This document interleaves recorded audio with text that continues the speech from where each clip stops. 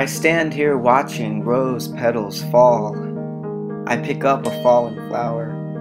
I see the beauty of this rose in falling petals, the light of that sun in burning plasma. This rose is only petals curling from an unseen center. This living rose is an eternal idea whose light spirals brightly out of a still, silent stem, gradually arriving in time, instantly arising in space. This rose slows to show itself, curling into colored folds, descending into death, dissolving into soil. Once arising, now falling away, it is again just this rose. This living rose, just like the living God, is a dance of veils.